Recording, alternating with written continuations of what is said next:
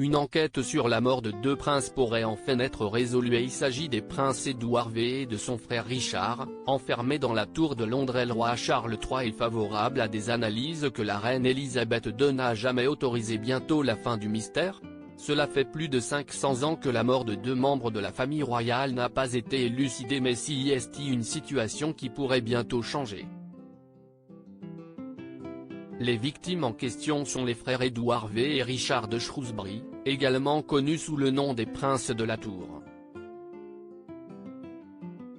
En effet, alors qu'Édouard V était l'héritier du trône d'Angleterre, son oncle Richard de Gloucester l'a fait enfermer dans la tour de Londres aux côtés de son frère cadet Richard en prétendant qu'ils étaient tous les deux des enfants illégitimes du roi Édouard IV, mort peu de temps auparavant.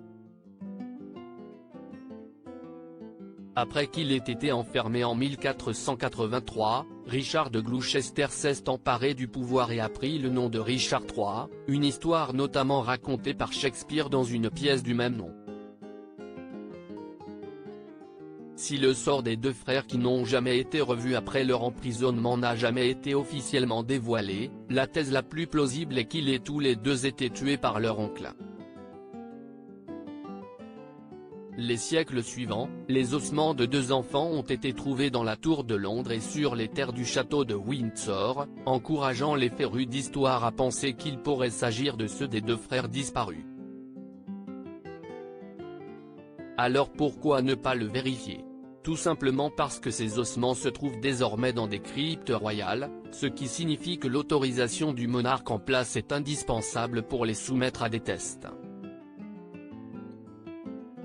Une autorisation que la reine Elisabeth II n'avait jamais consenti à fournir, mais que son fils pourrait bien donner. D'après Tracy Borman, historienne et co-conservatrice en chef de l'association historique Royal Palace, le roi Charles III a une vision très différente de celle de sa mère, et se dit en faveur d'analyses ADN.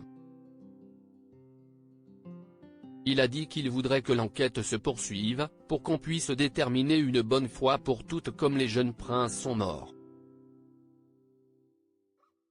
Une énigme de plus de 500 ans. Les frères Édouard V et Richard de Shrewsbury étaient âgés de 12 et 9 ans lorsqu'ils ont été détenus dans la tour de Londres en 1483. Et ce n'est qu'en 1674 que deux squelettes ont été retrouvés dans cette même tour.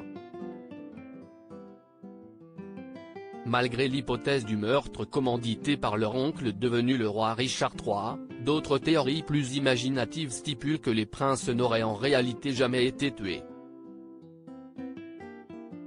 Si est notamment une thèse soutenue par l'historienne Philippa Langley, selon laquelle un pacte avait été conclu entre la mère des princes et leur oncle pour permettre au jeune Édouard V, qui aurait dû devenir roi à 12 ans seulement, de vivre une vie normale.